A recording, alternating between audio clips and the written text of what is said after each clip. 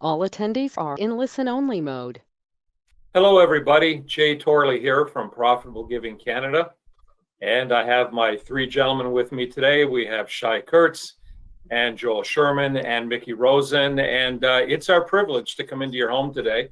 We have an update, an appeal update. And Joel, of course, is lead counsel, works directly with Deloitte Law out of Calgary, Alberta. And so I'm going to turn it over really to Shai and to Joel to give us the most recent update. And we'll be able to answer any questions that you might have at the end, as many as we can anyway. And we look forward to spending time with you today.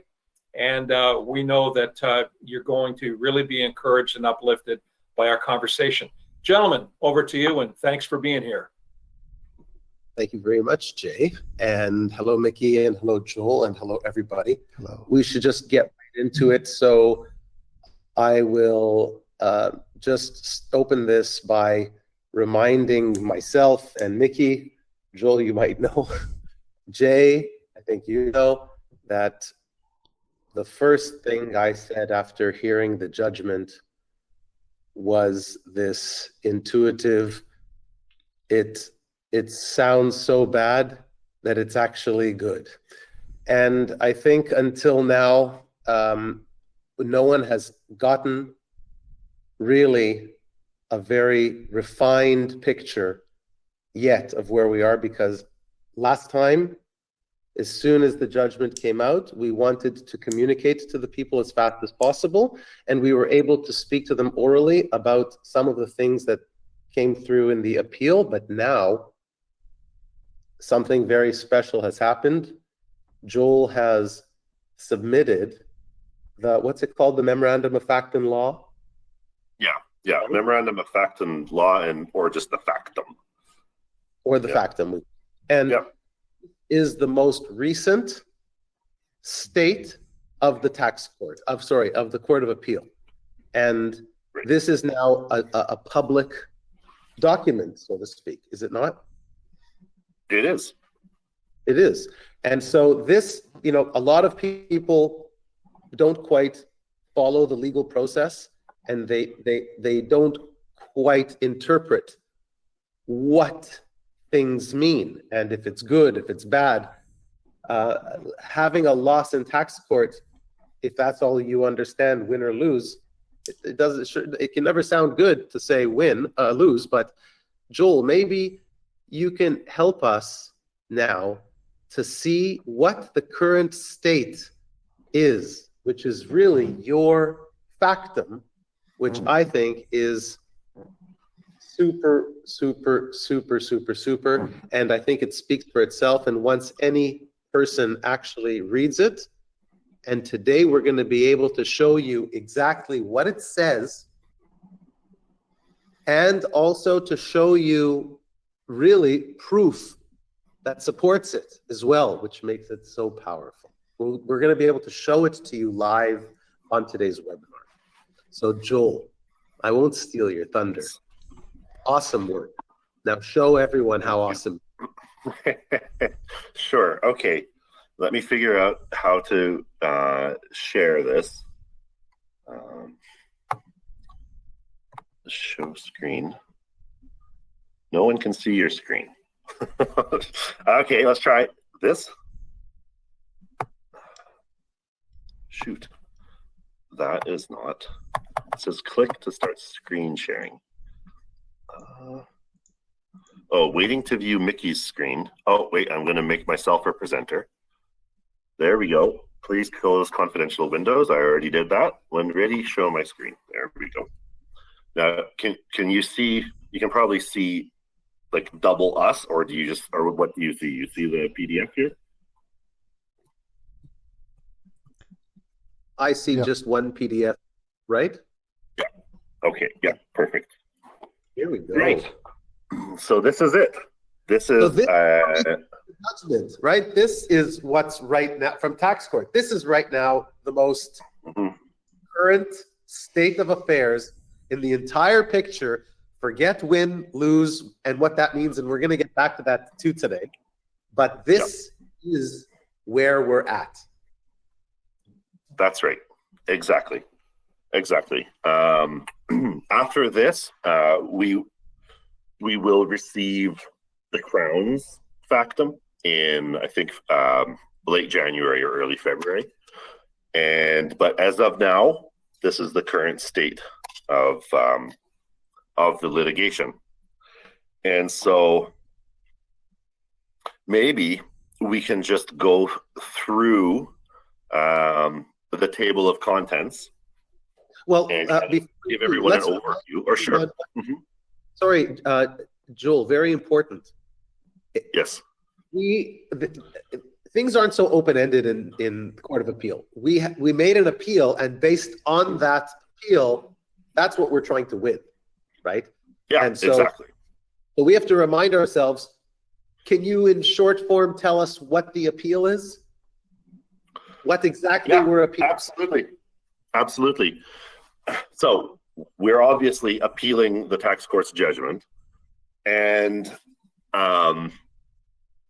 the gist of our argument, and it's actually we're able to point and put our finger on this quite clearly, where the error is and how that error underpinned all of the reasoning in the tax court judgment, was that in finding that the loans didn't exist, that there were no loans at all, the tax court judge based that reasoning on an error by excluding all of Justice Trading's documents and saying that they were all hearsay, and putting this in a footnote and saying that they were all inadmissible. And so, right, if you have a loan and you just ignore all the evidence of repayment, well, it's pretty easy to conclude that there was no loan, right? If you just ignore the repayment of that loan, well, then that makes your job to conclude that there was no loan a lot easier. So there was no discernible reasons that were provided by the tax court judge as to why all of Justice Trading's documents and why all of Mickey's evidence and testimony was disregarded. And I think we'll get to that, but I think it's just crystal clear once you see it. It actually is a bit tricky, because when you read it through, you're looking for the basis for this, and you can't really find it until you notice one particular footnote. Right. And kind of buried in that footnote is the essence of our appeal. And I think where we can quite clearly show the error and get a win. Guys, can I just interject for a moment? Forgive me, normally I don't chime in. But I think it's important, Joel, just to remind everybody that there's a certain level of disclosure and strategy here that you're talking to us about. And with modern tech, people can do screen capture or recordings or what have you. But I think it's important that we realize that doing those types of things really would be a breach of the privacy of the relationship that we have between PGC, the 5 test case members, Justice Trading, and we would encourage everybody not to record, not to do screen captures, that type of thing, because we wouldn't want to breach that relationship. Am I accurate in that assumption, Joel? Yeah, if anyone wants a copy of this document, they can have it. We'll gladly send it to anyone, or they can just call the Federal Court of Appeal registry, and anyone can get it for free. Okay. So, and it's a public document. Yeah. So there's no need. And also, I'm always very careful about, I'll talk about what our reasons are, and I'll talk about our arguments, and you'll see those. You'll see those in the document. So, thank you for that clarity. I appreciate that. Now, I want to focus not only on, you just said a magic word, footnote.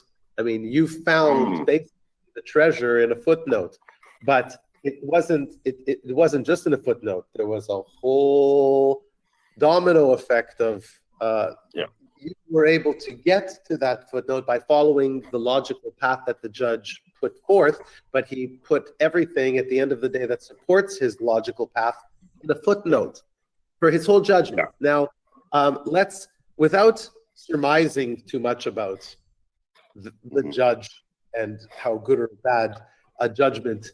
But I want to make clear, I never attack. In litigation, we never attack the individual. You can attack the reasoning. You can attack the correctness. The facts.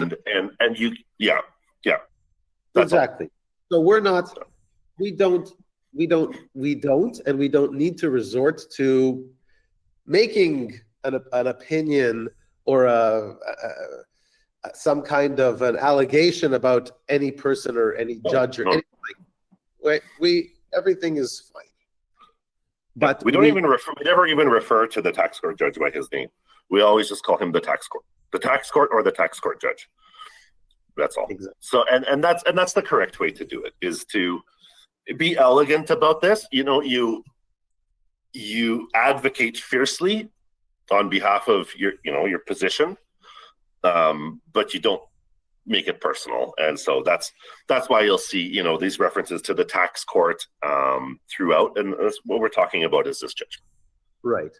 And basically he never did two things. He never actually said that there was a problem with the tax structure of the tax shelters that these people did. He never commented on that. He looked to the facts of the actual case, and in his way of construing the facts, he said that these things, it's not that they were bad, they never happened. He just said, you know what, this never happened. Now that's very amazing for a judge to say that what you're putting in front of him, the evidence didn't happen, but the way he's able to do that is by saying I'm not accepting the evidence, or the evidence is hearsay, it's not admissible, or a whole bunch of it's not credible. And then he gave reasons for that. And ultimately, I want to ask you a question. Mm-hmm.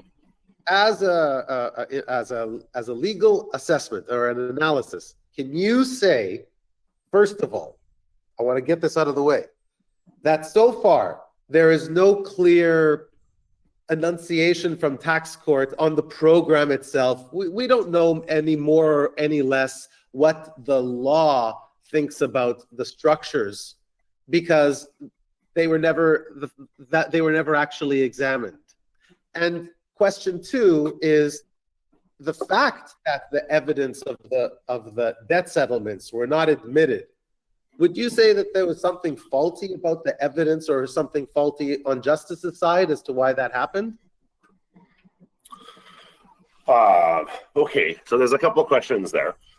The basis of his judgment is a finding, which is couched as a finding of fact.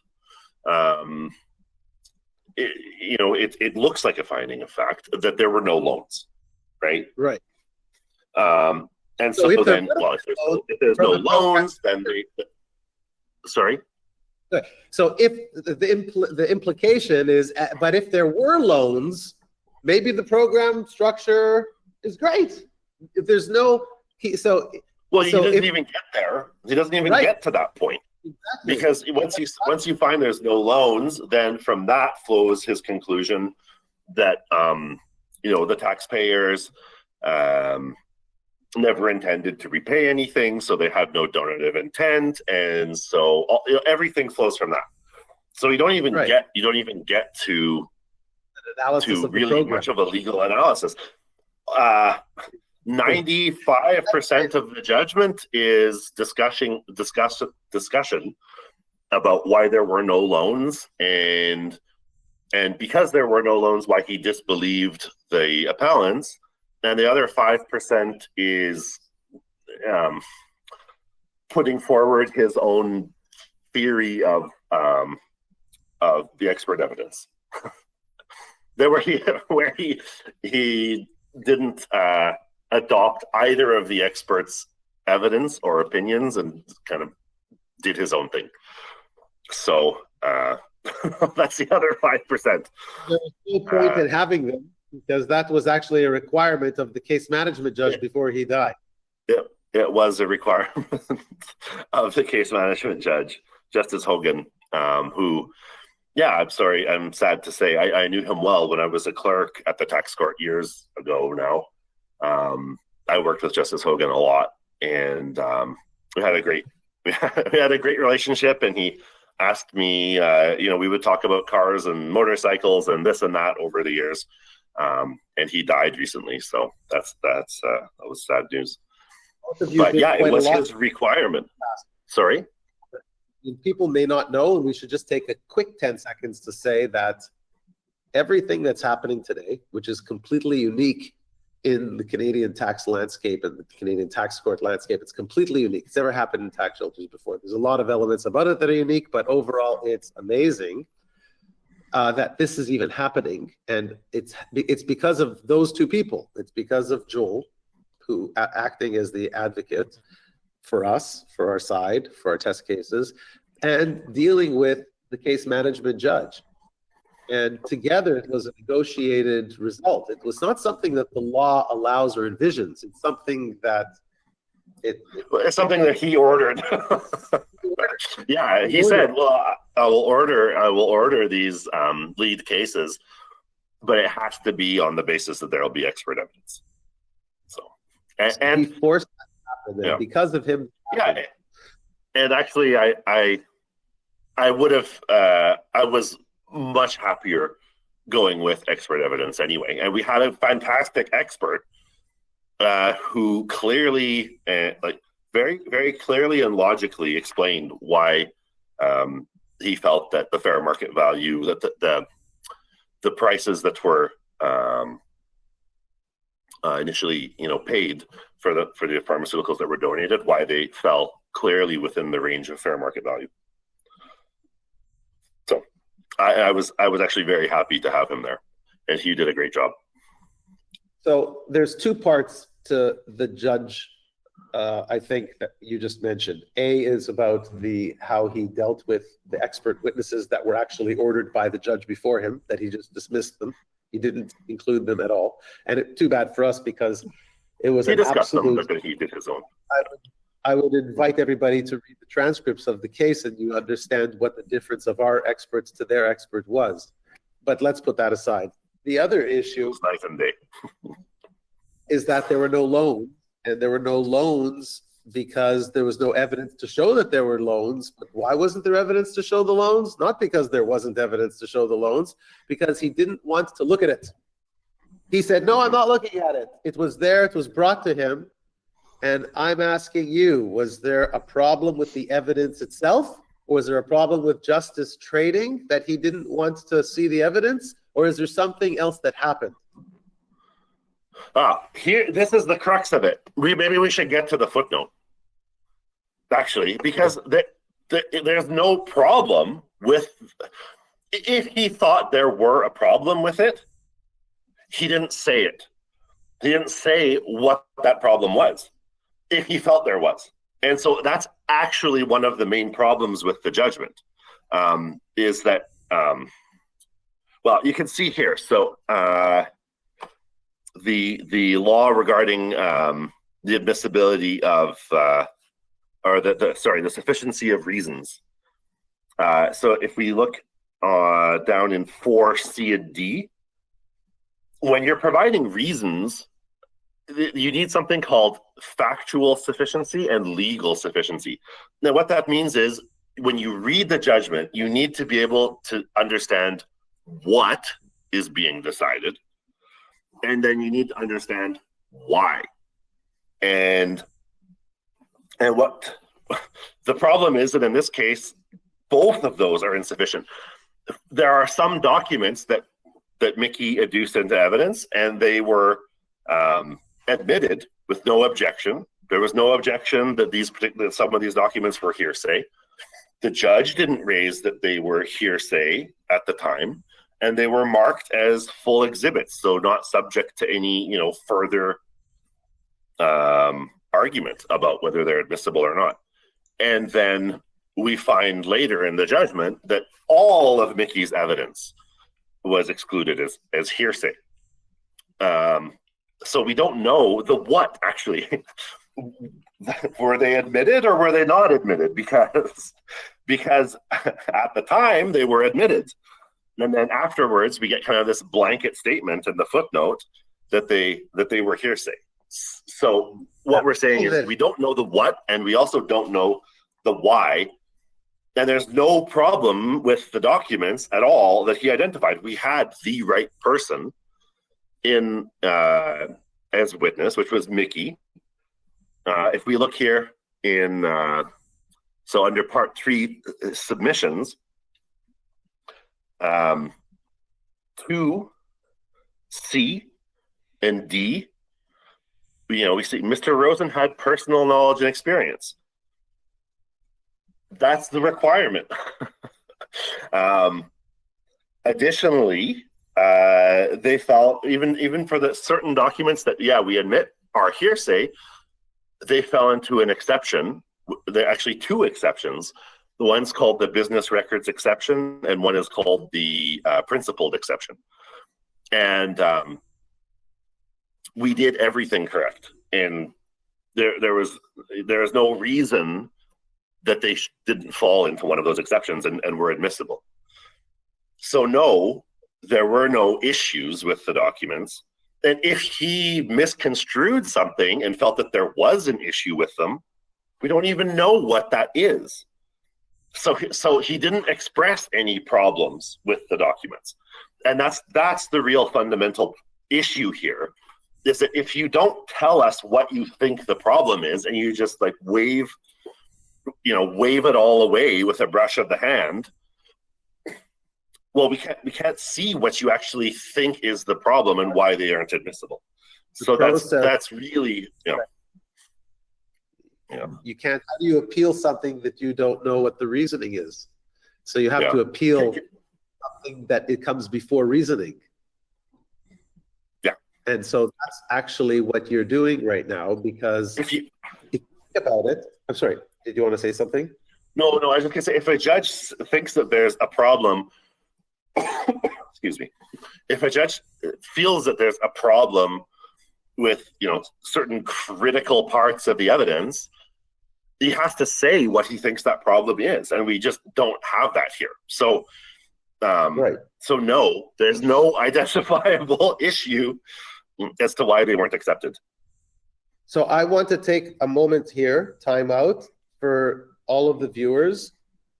After you've heard what Joel just said, I'm gonna make some conclusions, my personal conclusions. I don't speak for Joel, I speak for me, and Joel can agree or not agree as he chooses. Number one, nothing so far yet has come out of the court, nothing that actually deals with the structure of these tax shelters. So let's say someone hears you lost in tax court, therefore your tax shelter lost. That's not true. Okay, that's number one. Number two, the way that happened, as Joel said, is that they just refused to even look at it. They refused to accept the evidence. That is another issue. And then in the case when you look at the fact that they refused it, you have to ask yourself, okay, well, I would assume, just like I assumed that the tax shelter must be bad, I would assume now, what evidence are we talking about? Debt settlement evidence? Is there something wrong with the evidence? Is there something wrong with my debt settlement? Is there something wrong with justice? And so far, absolutely no. So anyone who thinks that the tax shelter is somehow bad, that would be a premature comment.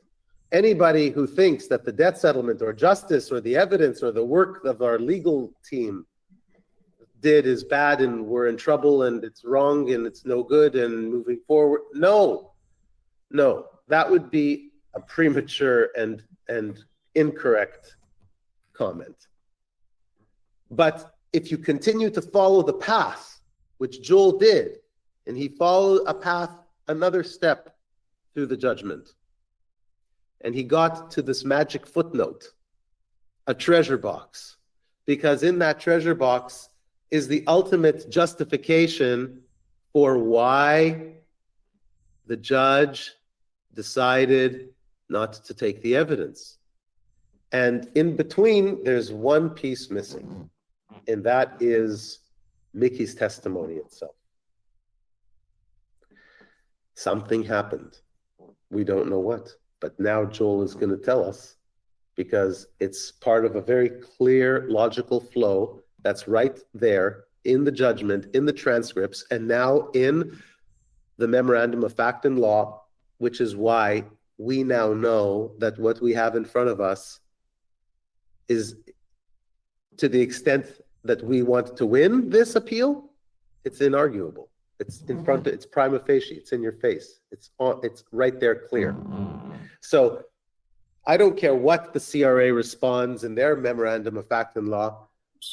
What's before the court is what the appeal says. And based on what the appeal says, this is absolutely impossible to beat. So Joel, maybe you want to take everybody to the crux of what happened and the drama, how it unfolds, and how you used it now to make this instrument. Sure. I mean, I don't know if I would call it drama, but it's an aha moment. When I'm sharing my screen, is my camera still visible for everyone? Because I feel like I'm getting animated here and I'm talking with my hands a lot. So I'm not sure if that's distracting or annoying. I'll stop. But I can't see myself. So when I can't see myself, I talk expressively. Yeah, we see you, Joel. We see you. You do? Okay. All right. Well, I don't see what I look like, so I assume it's a bit ridiculous, but it's because of all my my hand waving and gestures. So yeah, let's get to it. I mean, it's right here. I was saying it's an aha moment where you're reading through the judgment, and you're thinking, well, what is this based on? Really, what's the basis for finding no loans? Loans never existed. And then you get here.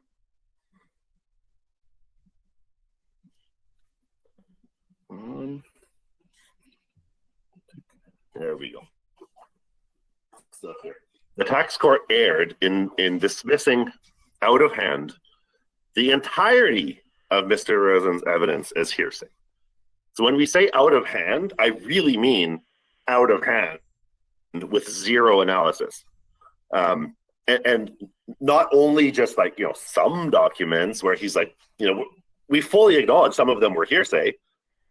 And then we said, however, they fit into an exception and should be admissible. And that happens all the time. The Crown also wanted to put in a bunch of their hearsay documents under exceptions, and the judge didn't even refer to theirs at all, which is fine. That's okay. So not only, not just some of them. This is what really bugs me. It's not just some of them, or not just parts of Mickey's testimony, but all of it. And it's just absolutely crystal clear when someone is testifying to their own personal experience, what they did and what they saw, and what happened to them. That's not hearsay. That is direct personal experience, which is not hearsay. And the majority of Mickey's testimony was that.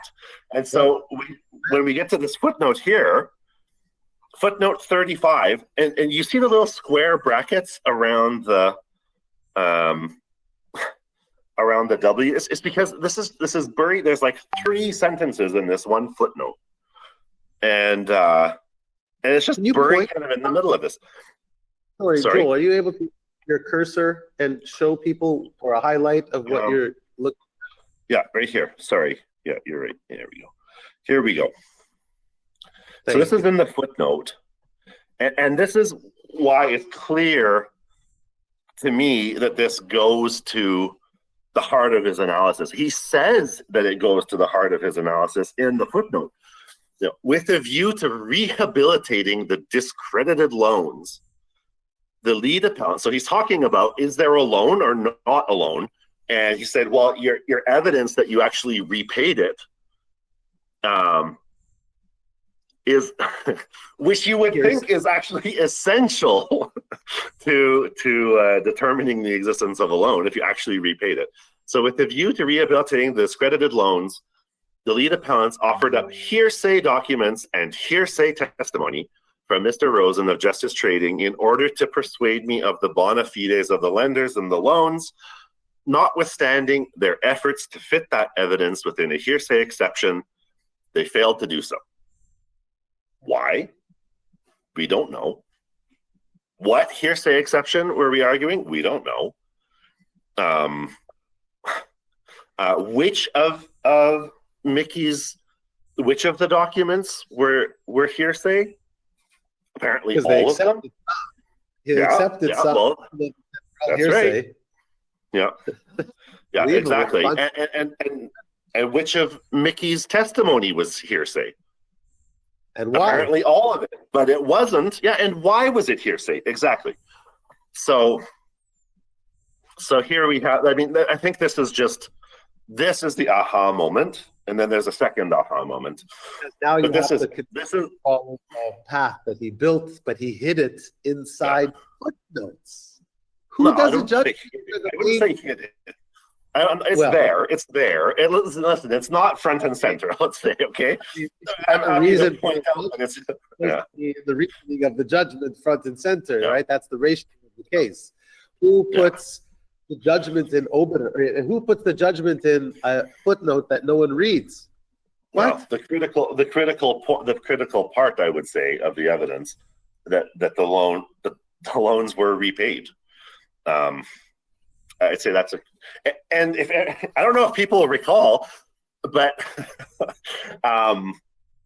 the Crown admitted that Mickey's testimony and his evidence would be relevant, and that's why because of the war that was happening at the time and Mickey couldn't travel, that's why we had to suspend for 3 or 4 months until the situation improved, and then so that Mickey could come. Like, it was clear that this was essential to the case.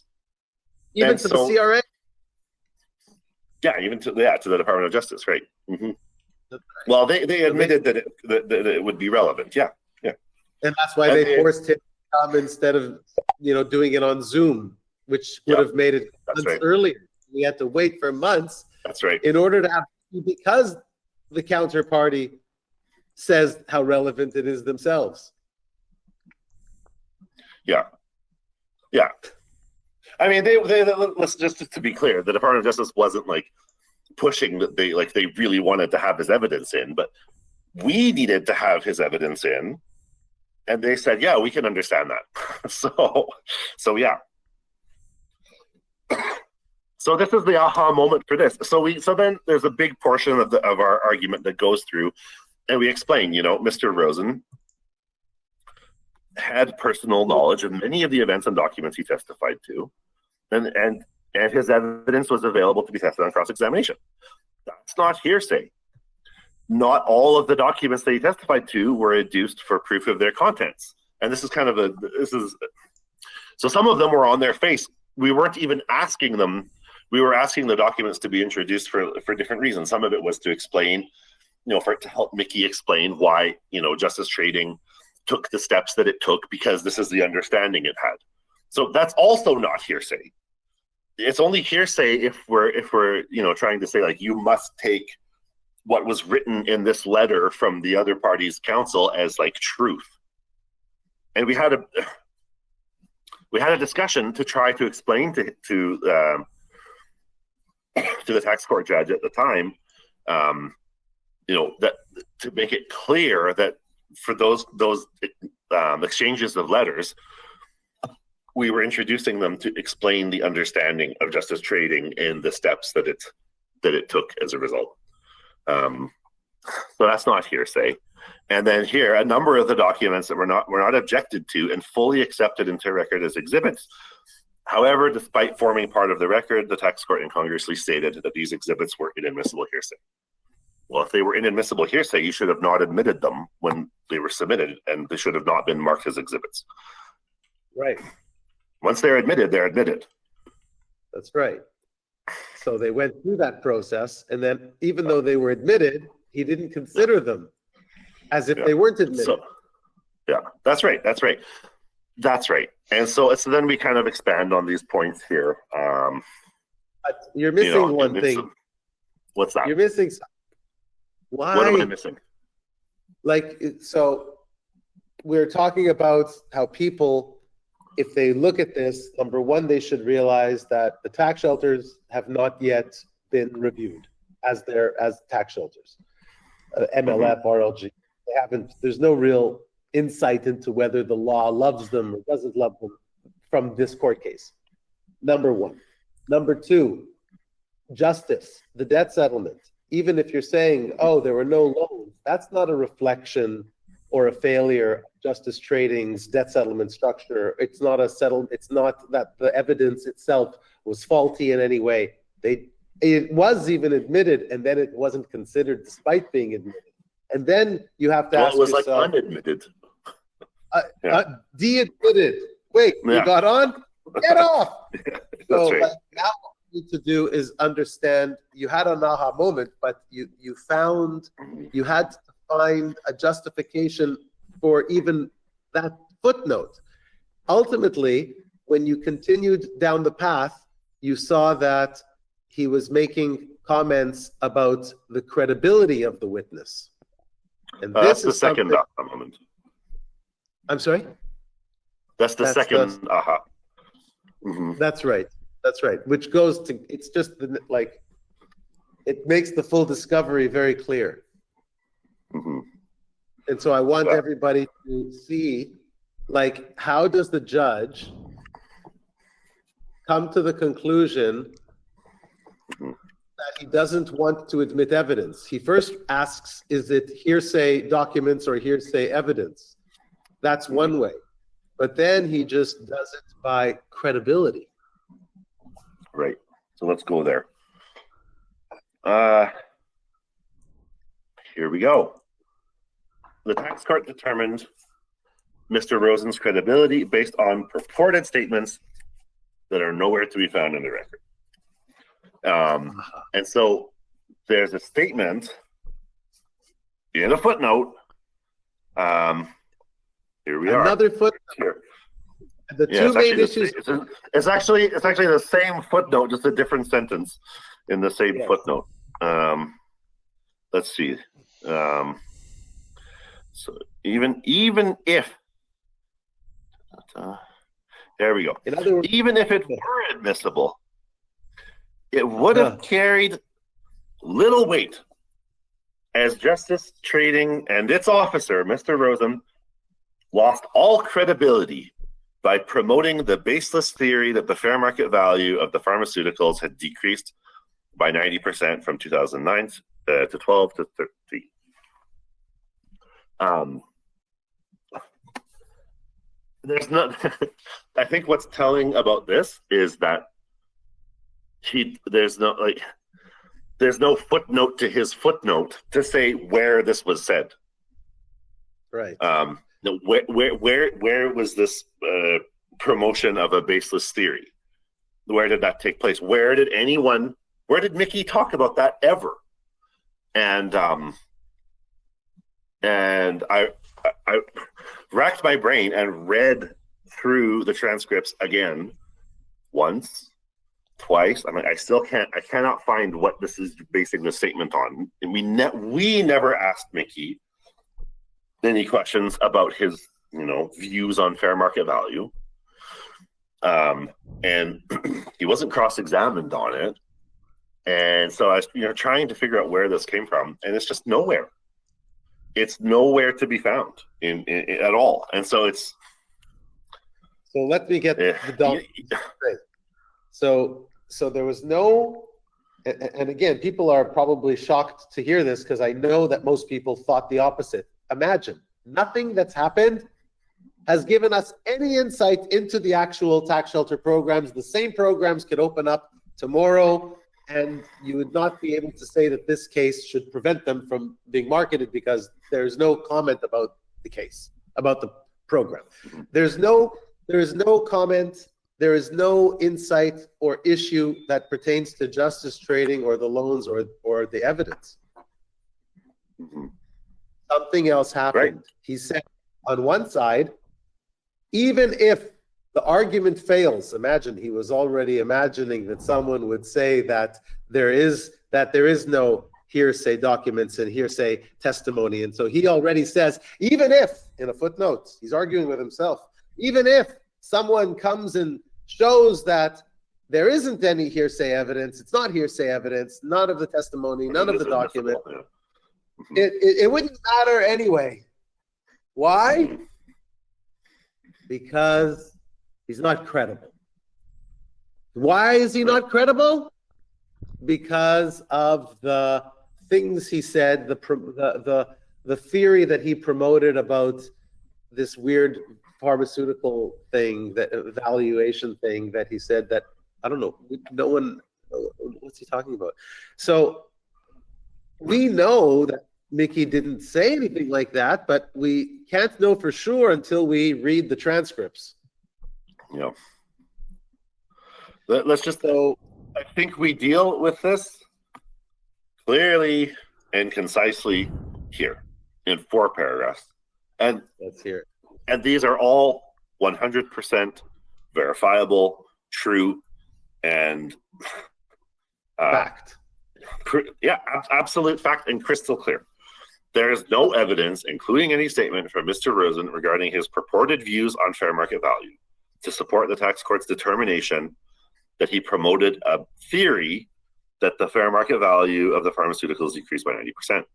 Mr. Rosen did not testify regarding the fair market value of the pharmaceuticals at all, much less with respect to its fluctuation between 2009 and 13. Mickey wasn't qualified as an expert. If anyone had asked him a question about his views on fair market value, that you can't ask someone's opinion unless they're qualified as an expert. Then Mickey was a fact witness, not an expert witness. He was there to testify as to his knowledge regarding the facts.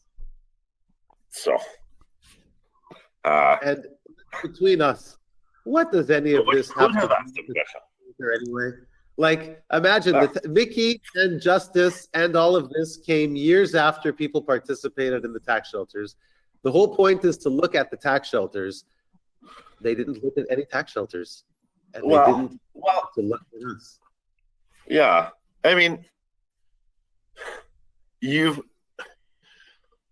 how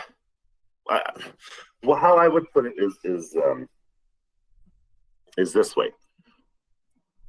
And I think this is basically what I said before, but it's pretty easy For more to than say 7 years, the new philanthropy program has no helped loans, Canadians transform their tax benefits central into to the actual tax shelter, right? That's central. It's a loan. It's a loan with an option to repay in cash or in kind.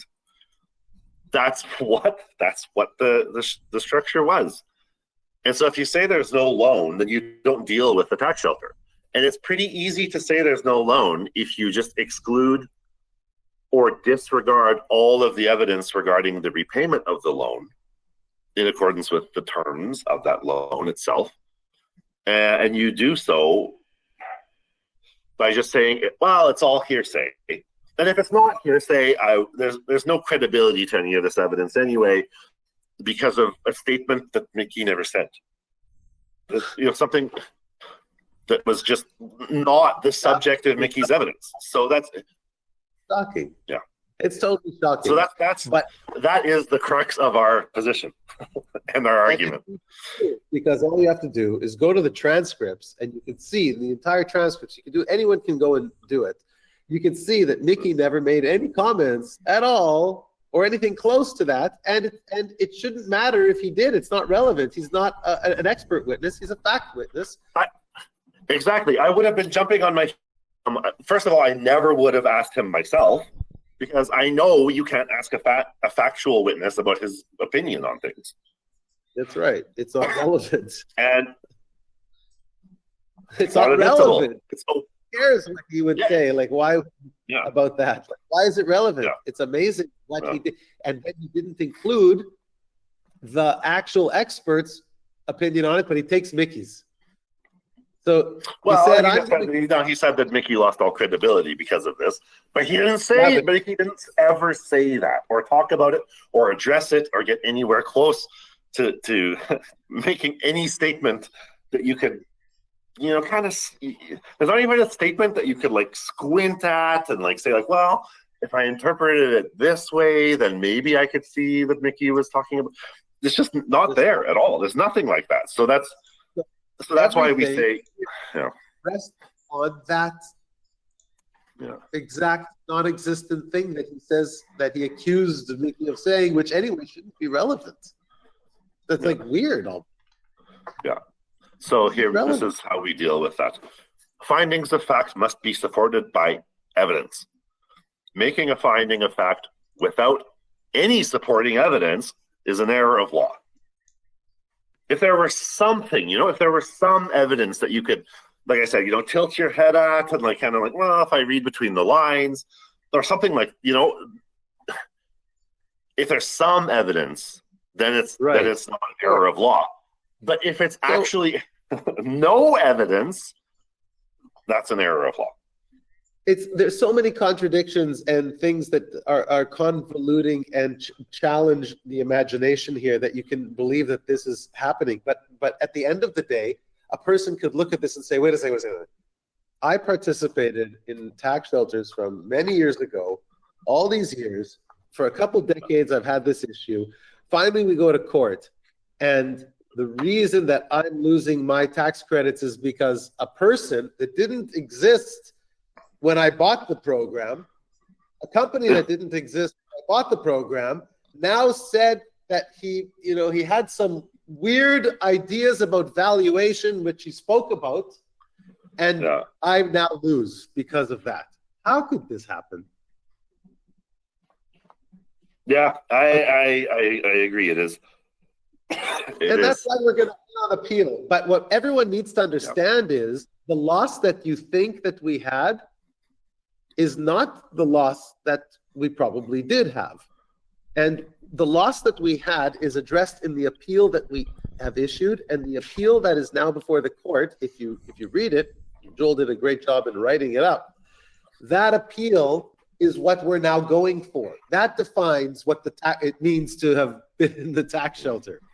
It's not even the tax shelter structure itself. It's mind-bending, but this is why, these programs at the end of the day are really legal products and processes. And it's hard to maybe wrap your head around them, but you have to know this. As of right now, you should not think that there is any negative indication about contraindication about these tax shelter programs based on the judgments to date. And Joel's most recent document that is now a public document, this is the most recent state of affairs of our case. And if you read this document, I think that without even going further, just seeing the facts in front of you, it feels very, I think like we have a very good position is how I put it.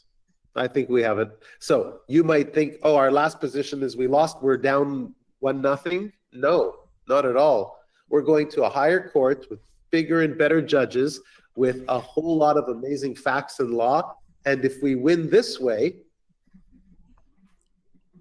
we will be the winners in the Court of Appeal. And that is an amazing position to be in.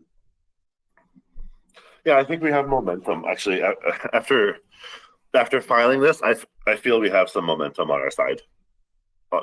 Honestly, I think we do. Yeah. I think that we have not allowed ourselves to get distracted in this factum and to argue a whole bunch of stuff that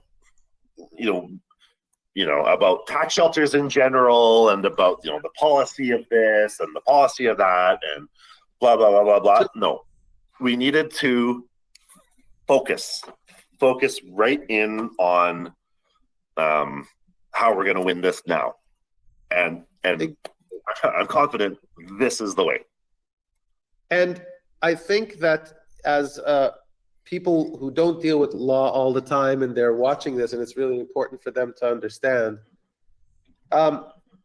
when you look at the situation, you actually can reassess things very differently, I think, now after the webinar than before, because imagine on one side, nothing is said about the tax shelter programs, even though you've lost. Nothing is said about the debt settlement, and then it's these other issues. But you know what's amazing? If there were a problem with the tax shelter, if there were a problem with justice, the judge would have been able, and the CRA, the Department of Justice, would have been able to focus on those things. There's a reason those things didn't come up. Yeah. Sorry, and that's what I'm trying. That's what I was trying to get at with the you need to know the what and the why. If there is a problem, tell us what the problem is. Right. But if there's no problem, and instead you just get this kind of dismiss, hand waving, exactly, dismissing it out of hand, all of them as hearsay when they're clearly not all hearsay, and not explaining why they don't fit into an exception. To me, that tells me, well, you couldn't put your finger on an actual problem. Exactly. And so we get this as a result. You have to get so imaginative and weird and all of this garbage. Look, if people believe that tax shelters are bad no matter what, which is not the way the law works, right? But if they have some, I don't know, inclination against tax shelters, that's fine.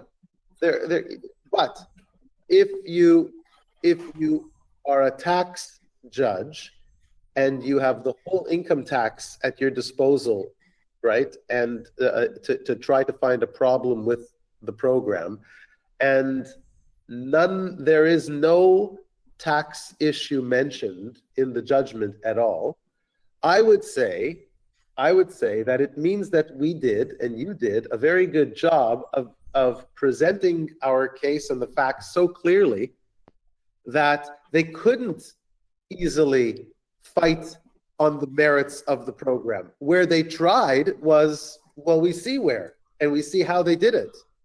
And this is why it's unfortunate that we have to go to a court of appeal. It would have been nice to also win right away in tax court, but they would have appealed. And right now, who has an advantage going into the Court of Appeal? They did such, I think, big mistakes, number one, and you did such a good job in the beginning of preventing the tax arguments. They were so clear on their face that the tax is good, that I think that now they had to do high risk, whether it's the judge and the way he thinks or the CRA and the way they present through the Department of Justice. At the end of the day, if there's no clear problems of the program, the facts are the facts, the law is the law. You expect that, whoever wants to find against the programs is going to have to pick something that's not easy to support, or it'll be flawed in some way. And that's why I said originally, it's so bad that it's actually good. And now you see why. Because we didn't deserve that judgment, and the only way he could come up with a judgment like that is if he does things that are unconventional, have nothing to do with the program and the good things, make comments and allegations that are negative based on things that aren't true. And we've been able to prove that without any dispute. And that is why I want you to understand more, not only what happened in this case, but actually where we stand right now. You should be feeling very confident, and certainly not like there's problems with your programs, problems with justice, problems with your lawyers, problems. No, actually, we're in a very strong position, and you should see why for yourself. I have to drop. Thank you so much, Joel. I think I've said what I wanted to say, and I think I've summed it up in the 2 aha moments. And so I think that's the gist of it. Yeah. I think it's clear to everybody, and it's incredibly interesting, it's incredibly dramatic, and it's incredibly promising what's coming next. Joel, thank you so much for everything you've been doing. Okay, yeah, thanks all. I appreciate the chance to talk to everyone, and hopefully this helps explain. I think it's good to reach out and to touch base with people and to let you understand what's actually been happening behind the scenes, because there's important things that are happening and that we're taking care of, and that we're advancing the case and advancing the arguments, and I think gaining momentum, as I said. All right. Okay. With that, thank you so much, Joel. Okay. Thanks, everyone. Thank you. Bye, Joel. How do I close this now? I'm having technical difficulties today. Let's see. Stop. Well, guys. There we go. Okay. You're back and stay. Oh, okay. No, but.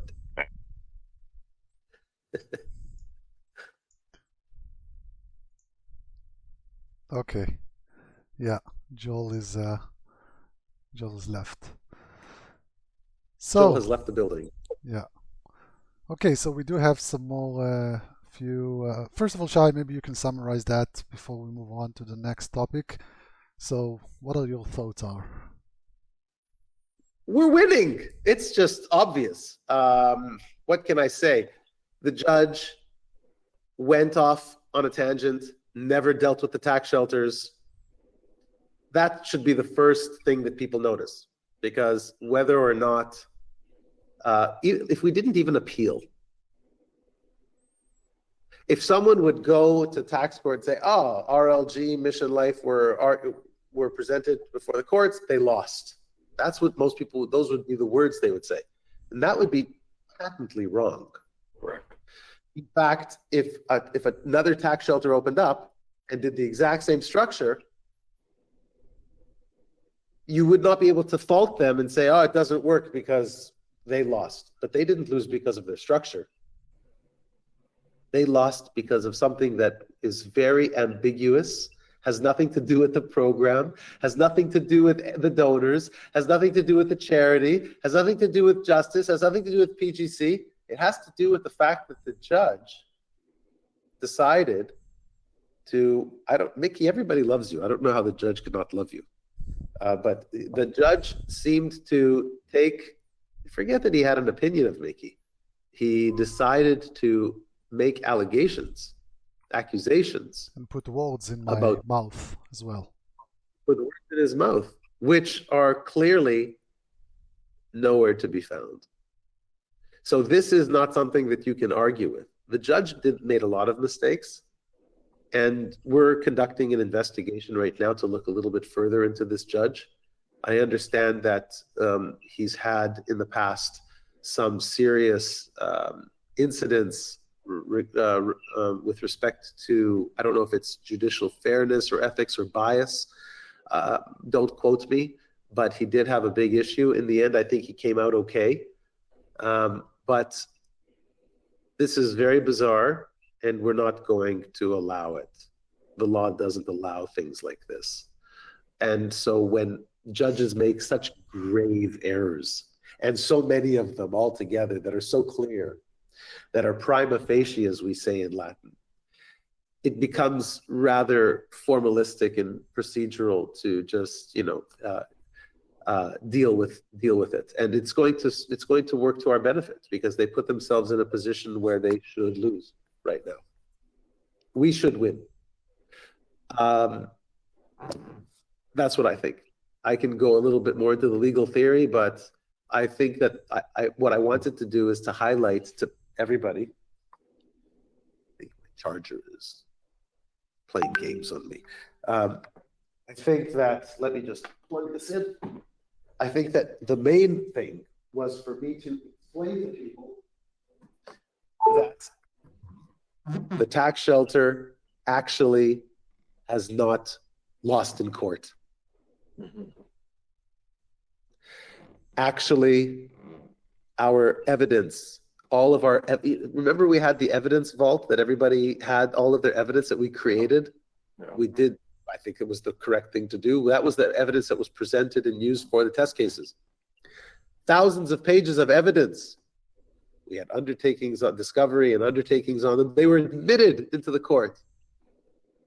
And then the judge decided not to examine the most important evidence that underlies the entire program. That is almost too well planned. So, that's okay. There's laws to deal with this. There's an appeal process to deal with this. And there's 3 judges on the Court of Appeal who are going to deal with this. And when they see it, they're going to overturn this judgment. I can tell you this, that our growth has been, and I think this is also part of the reason of our success. And it's, you need to all hear this. Please just, if you could remember one thing, remember what I'm going to tell you right now. I think the reason that we're now succeeding so well with 7 years of not being reassessed for the new philanthropy, and every single person has received their tax credits, settled their debts. It's just been wonderful. It's because of a few things, but one thing is the major thing, and that is the way we promote. The way we promote is not like you've seen before. Very salesy, very come by, it doesn't matter what you're doing, the law isn't important, just trust me, sign here. And okay, it worked for most people. I think most of us have been sold to that way when we first came into the industry, because the majority of people are not necessarily qualified as tax practitioners or professors, and they are driven by sales and not by the substance. And because of that, we have been very cautious in how we promote going online, even though we're the first program in Canadian history to be able to be purchased online and full participation is digitized. We don't use that, we don't leverage that in e-commerce environments. We are a family of families. Our network grows because you talk to your wife and your husband and your sister and your brother and your mother and your father and your children and your neighbors. And your firsthand knowledge and experience of what we do and the stories that we have been involved with together is what stands as a strong enough, I think, testament and testimony for people who have not yet participated in tax shelters. We want to reverse the promotion, and we want to turn it into enriching our network. Instead of paying an echelon of salespeople, we prefer to have our own network participants who benefit more by bringing their family and friends. That's right. And this way they all understand things together, they benefit together, and we give benefits to them together, and we are able to give bigger discounts for having those groups of family coming together. And this is the way we have tried to grow, which is organically from our own network without advertisements and e-commerce marketing, which it makes a lot of money. I mean, we're set up for that. We totally could scale, and everybody in Canada could purchase our program. We even made our program, like the minimum, I don't know if you all realize this, it's $15 for a minimum purchase.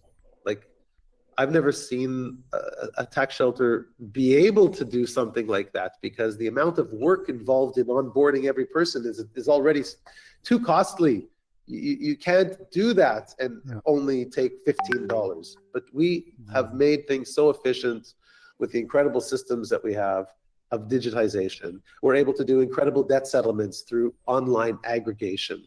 We're able to use tokenization in order to move things around and also to make all kinds of secured connections and tracking and tracing. And it makes everything that we do, including our record keeping and the way we're organized and planned for lawsuits, we're prepared. We're prepared for everything. We're not just coming at it and taking money and we don't care. We're here for the long run.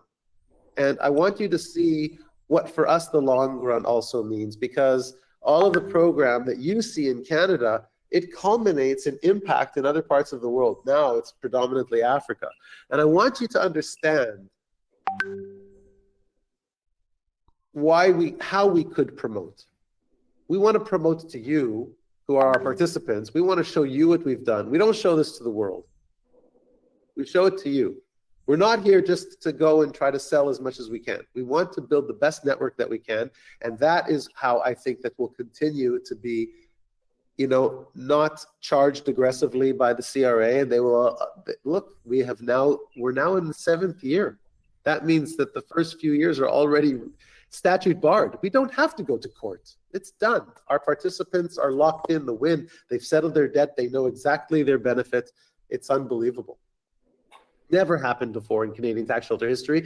And this is off the back of a bad event. When people came to Justice Trading, they didn't just participate in debt settlement events with us because they were so excited to spend money on a debt settlement instead of buying other bigger and better presents at Christmas time. But it was the best investment that they ever could have made for their family. And then they realized that we have what it takes to be able to participate in these programs and to see them through to the end and to make sure that they are as good as they promise to be. Our programs are better than what we promise, than we promise the world. Our programs are amazing. And now I really want all of you to see what we're doing and to not think for a second that there's any reason why anything going on with the previous programs in any way should make you for a second hesitate to participate in these programs. What should make you hesitate to not is to think, okay, is the law going to change? Is anything going to change? And these are things that we don't know. But you have right now a couple of weeks until the end of this year that you can still take advantage of what we're doing. And we want you to see what we're doing, because it's, for those of you who have been with us this long, you deserve to see this. So, actually, you mentioned something that I would like to share with the audience, because you and we just came back from Kenya. We had an amazing business trip over there, specifically for the new philanthropy program and the impact projects that we're doing over there.